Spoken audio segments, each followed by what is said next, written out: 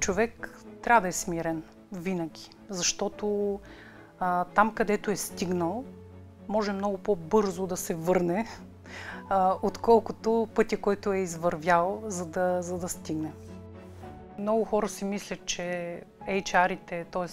хората, които се занимават с рекрутмент, са просто едни диспетчери, вероятно. През 2007 година за едно работно място се борят 10 човека, 15 понякога, до момента, в който има 10 отворени работни места, а пък има 2, 3, 5 кандидата. Всъщност, ако парите са единственото нещо, което могат да задържат един човек на работното му място, значи този бизнес не струва нищо от него. Всяка една сфера без изключение изпитва затруднение с намиране на служители. С който и работодател да разговаряте, всеки ще ви каже: хора няма.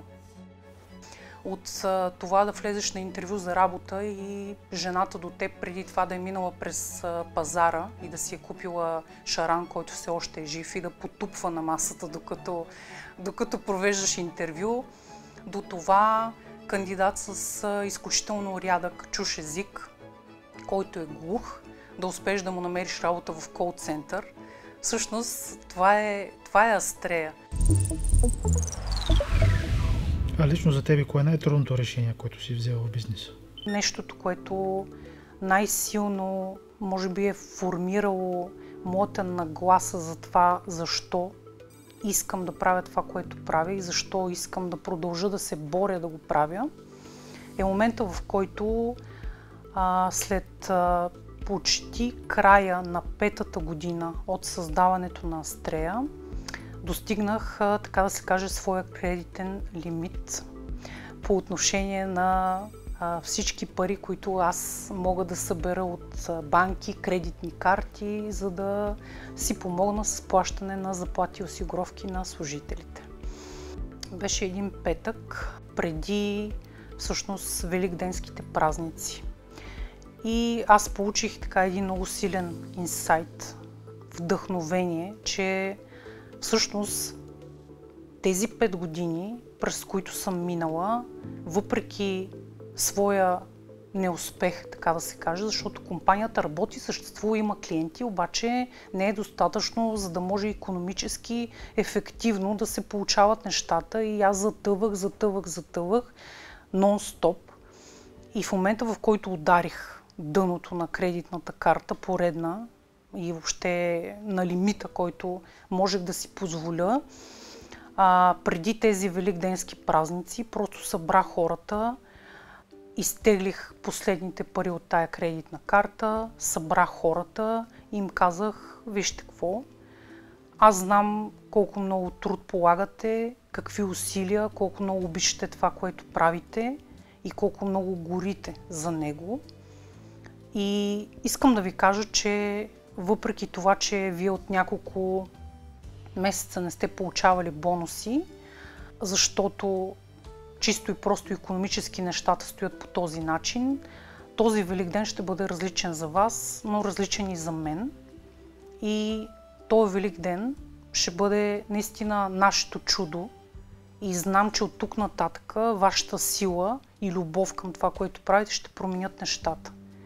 Ще получите бонуси за Великден и искам наистина да ви кажа, че съм благодарна за всичко, което правите. Защото тая компания няма да е това, което е без вас. И наистина го мислех, и наистина го вярвах. И така, това е когато си движен от емоция. Нали? Правиш и много големи глупости, правиш и много смели неща, понякога безразсъдни, без да ти пука, без да се съобразяваш, обаче гориш. Ти си психолог по образование, криминалист и в един момент се насочваш към човешките ресурси. Как се получи това пречупване?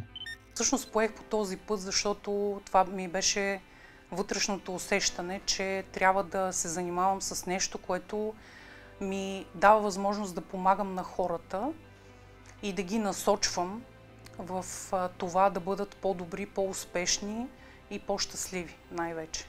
Какъв трябва да е човека, който е на твоето място, който върши тази работа, който работи с хора, какви качества той трябва да притежава, за да може наистина да помогне на тези хора, да не е просто администратор. Диспетчер, мога да потребя и по-груба дума, диспетчер, нали? Насочва хора в различни посоки. Може и така да бъде. Много хора си мислят, че HR-ите, т.е. хората, които се занимават с рекрутмент, са просто едни диспетчери, вероятно. Може би и такава дума използват, но всъщност те са част от двигателя на един бизнес. Двигателя на един бизнес са хората. Ако един бизнес не е свързан с достатъчно добри хора, умни, интелигентни, можещи, знаещи, всъщност той няма да бъде достатъчно успешен. И хората са това, което правят бизнеса истински. Това, което правят една услуга добра или един продукт добър. Иначе хората, които се занимават с това, за мен лично трябва да бъдат просто истински, нормални хора с силни лични качества. Отворени, комуникативни, логични. Това е достатъчно. Всичко останало може да се научи. И оттам насетне да изградиш себе си като изключително добър професионалист, единствено и само на база на това, че ти си воден от това желание, от тази страст и от тази любов да помагаш на другите по най-добрия и адекватен начин. Какво се е случва в този момент, в който човек идва на интервю при вас, всеки играе някаква роля, нали? Как виждаш човека зад ролята? Изслушваш го, опитваш се да го провокираш с различни въпроси на база на разговора, който водите и се опитваш да разбереш отвъд на това, което казва самия човек. Показваш му, че всъщност ти си той. Тук няма авторитети и ти си там, за да направиш най-доброто за него, за да му помогнеш. И всъщност нещото, което аз винаги правя на интервю за работа е показвам на хората и доказвам с поведението си и нещата, които казвам, че имам едно равенство. Всъщност, така както аз мога да избера този човек, така е важно и той да иска да избере мен. Това винаги е двупосочен процес. Така ги възприемам поне аз нещата. И смятам, че бизнеса и въобще подбора на персонал се променил революционно на база на поколението Z, което всъщност със своята нагласа, полага ми се, даде един много голям урок на бизнеса, чисто икономически, от гледна точка на целият този подбор, който трябва да се направи, защото икономиката върви напред и тя има нужда от своя двигател, от хора. Когато се появи поколението Z, всъщност революционното нещо, което те направиха на пазара на труда е, че идвайки без опит и без дори достатъчно добри умения и компетенции, те искат от бизнеса едно доста по-високо заплащане, за да могат да бъдат адаптивни на времената, в които живеем. И съответно това поколение Z накара този пазар на труда да се промени, променяйки буквално възнагражденията. Тоест, как реагира човек от поколението Z? Здравейте, аз се казвам Иван, искам заплата 2000 лева. Няма значение какво мога. Аз съществувам и искам 2000 лева заплата, ако искате да работя с вас. Абсолютно. По този начин стоят нещата. Всъщност, когато попиташ въпросния Иван какво може, какво знае, какъв опит има, той ти казва, че аз мога да науча, аз мога да се адаптирам. Тоест, Иван дори няма да ви убеди, че заслужава тези 2000 лева в повечето случаи, между другото. Има изключително много хора, които са толкова можещи, знаещи, владеят чужди езици, по 2, по 3, редки езици дори и са много скромни и земни. Хора, които... Това е другата крайност. Това е другата крайност, да. Нека да се върнем на Иван, който просто съществува, казва се Иван и иска 2000 лева, без да има потребността да докаже, че за тези пари може да застане стойност, умение, възможности. Нали, Да. той смята, че това му се полага по дефолт. Абсолютно. Точно така, по дефолт, тази хубава българска дума. Всъщност, доста хора съществуват с така наречената нагласа "полага ми се". Те смятат, че за това, че са се появили на интервю за работа и искат да бъдат част от дадена компания, искат неаргументирано. Нали? Те искат просто защото смятат, че ти можеш да им дадеш, например, 2000 лева заплата. Оттам насетне те по никакъв начин нямат уменията да покажат защо ти трябва да дадеш тази заплата на човека. Просто защото той е чул, Генчо и Атанас, че там някъде си за еди каква си позиция възнаграждението е 2000 лева. Обаче защо този някой друг човек е получил 2000 лева заплата, какво може, какво знае, нали, това остава мистерия, остава мъгла. Той решава, че това трябва да иска на интервю за работа и оттам нататъка нищо друго не може да промени неговото мнение. Да, но нали, проблемът идва, ако въобще е проблем, това, че нали, в случая, пример с Иван, това са хиляди души и те всички разсъждават по този начин. Нали, ако трябва да уточним по-точно, поколението Z, това са хората до 25 нали, работоспособни, до 25 години. Как реагирате вие в тази ситуация? Как разрешавате този проблем? Нали, едва ли бизнесът иска просто да дава заплати на хора, които просто съществуват, без да е ясно какво могат? За съжаление, бизнеса няма избор, защото хора няма. Оттам идва целият проблем. Става все по-трудно. На мен нон-стоп ми задават въпроса защо няма хора, къде са хората. И аз отговарям, ако разберете ми, кажете откъде е проблема. Защото въпреки тези 16 години опит, които имам, на мен още ми е изключително трудно да си отговарям на някои въпроси, свързани с пазара на труда и с амбициите на определени поколения. И мога да кажа, че също от 2007 година до 2023 година мога да направя още една хубава българска дума, таймлайн, да направя във времето на това как са се променили хората.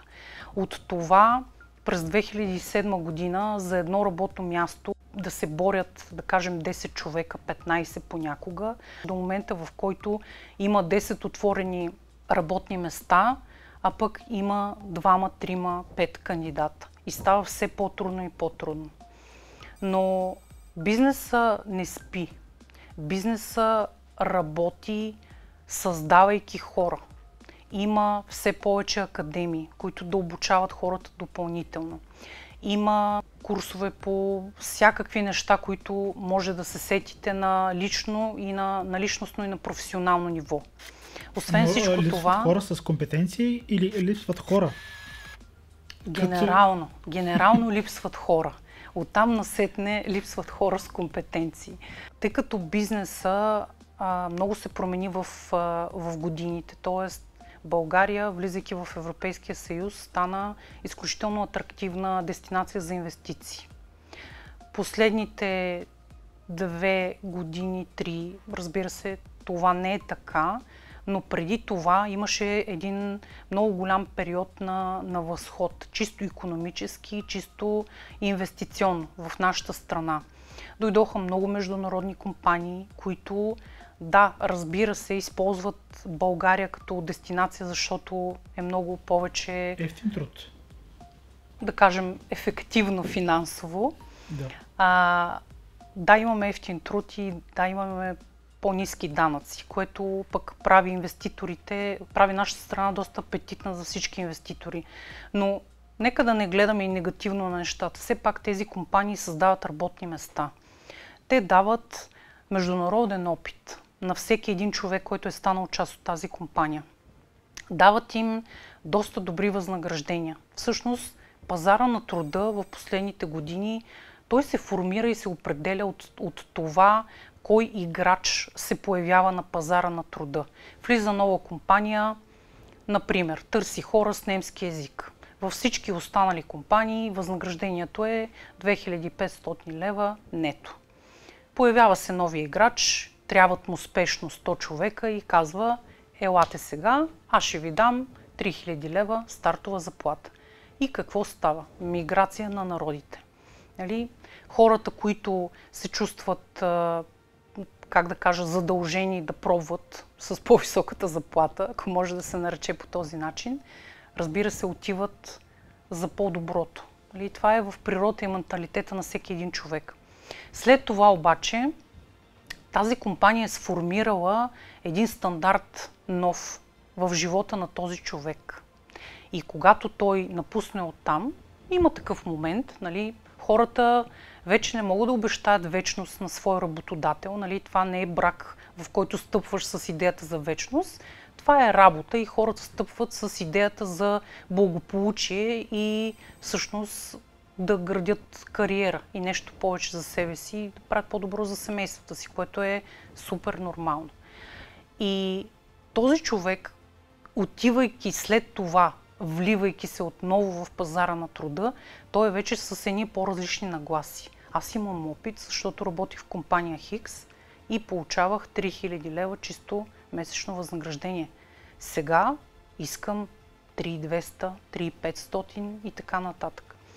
И по този начин хората сформират своята, как да кажа, финансова визия за това какво трябва да искат напред, какво трябва да получават. Част от начина, по който аз приемам това, което правя, е наистина да бъда от полза не само за хората, които търсят нещо по-добро за себе си, но и за работодателите. Те са много важна част от това, което правим. Ние винаги търсим работодатели, които са добри като такива, които могат да направят нещо по-добро за хората, които имат добра репутация, добър имидж на пазара, защото за нас е важно тази връзка, която правим между двете страни, наистина да бъде успешна и хората да се задържат за постоянно на дадено работно място. Сега, ако кажа, че това нещо е супер успешно, ще излъжа, защото всъщност ние сме посредника, но всяка една от страните има собствено мнение и виждане по нещата. Но това, което ние винаги се опитваме да направим, е да консултираме тези работодатели. Ако видим, че те предлагат по-малко възнаграждение за дадена позиция, ние казваме, виж сега, нали, супер е това, което искаш да направиш, искаш да отвориш 10 работни места, обаче пазара на труда в момента е такъв. Ако имаш такъв бюджет, окей, разбира се, бюджетът ти е важен, ще направим всичко възможно да намерим хора, но има и предвид, че те ще бъдат нон-стоп изкушавани. Ще ги загубиш след една година, примерно. Например, можеш ли нещо да промениш? Какво можем да направим повече? Каква отправна точка можем да дадем на тези хора, за да ги спечелим, те да станат твои служители? За нас като компания е много важно да имаме много добри sales points за нашите клиенти. Тоест да можем по най-добрия, адекватен начин да покажем на хората от среща, че това е чудесен избор за тях. Толкова е труден вече пазара на труда, че опитваме се да правим дори невъзможното, за да срещнем хората, които търсят и хората, които предлагат работа и да направим така, че наистина да има химия между тях. Ако премахнем парите като фактор, като експеримент, коя е другата валута, другата ценност, която би привлякала хората? Какво търсят те? Представяме си, че парите изчезват като фактор.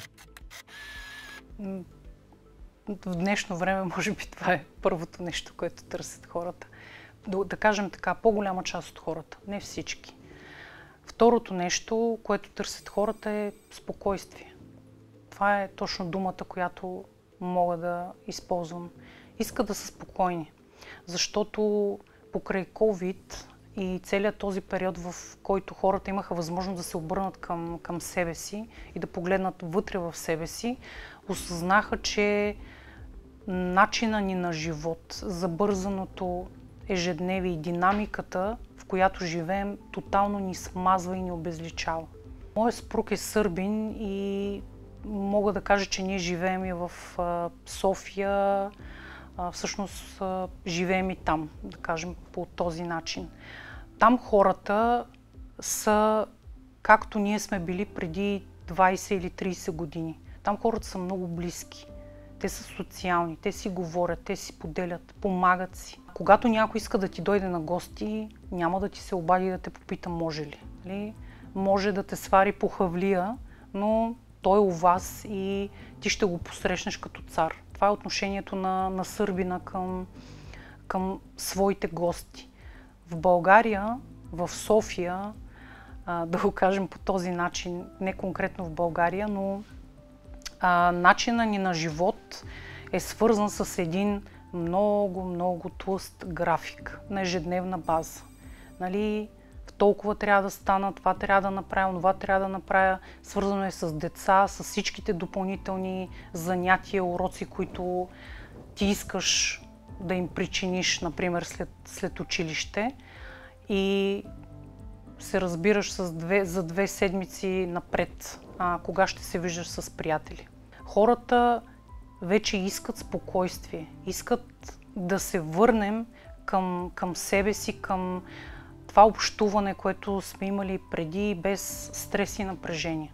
И затова много хора покрай COVID просто напуснаха София, напуснаха работните си места, отидоха някъде, купиха си едни къщички в малки селца, решиха да съдят домати и краставици и просто искат да живеят един наистина за някои други хора примитивен живот, обаче живот изпълнен със смисъл, защото можеш да обърнеш внимание на семейството си, можеш да видиш как децата ти порастват и можеш да общуваш с тях.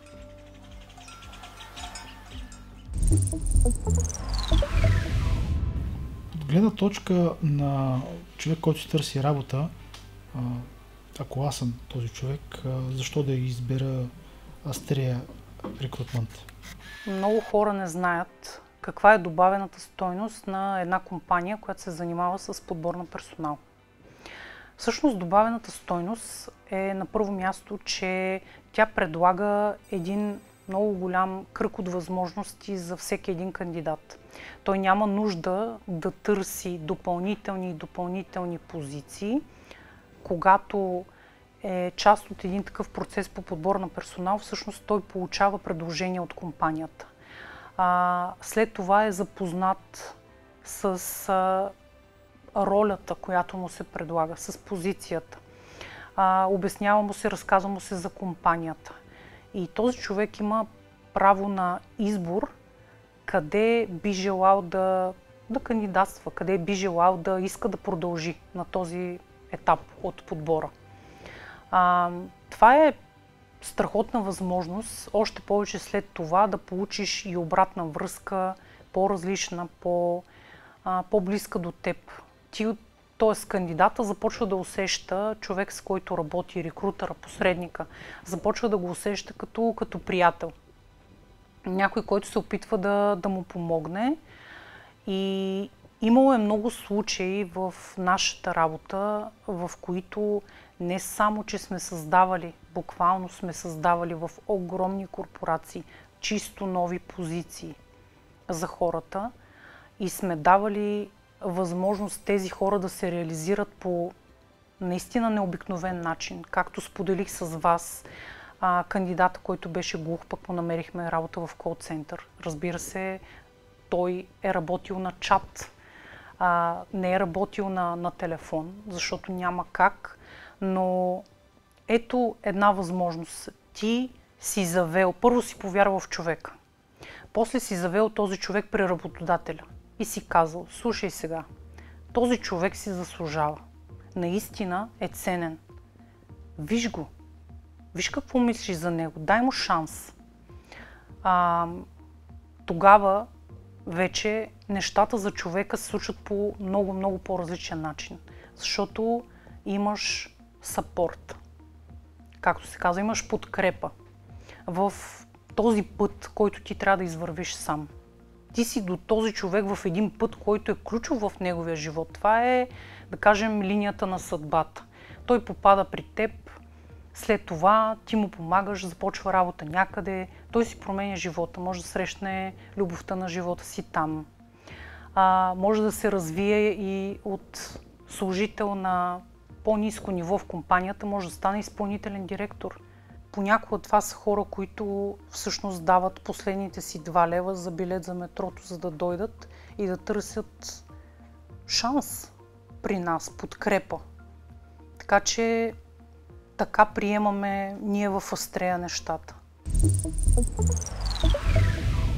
В следващия подкаст искам да поканя Милан Джокич, който е Department Manager в Coherent Solutions. Мисля, че това е човек, който може да отговори на много интересни въпроси в момента за света на бизнеса. Искам да го попитам дали всъщност изкуственият интелект ще промени пазара на труда, дали ще замени много голяма част от професиите, които са свързани с по-административна работа и до каква степен това ще повлияе като цяло на, на развитието на технологиите от тук нататък.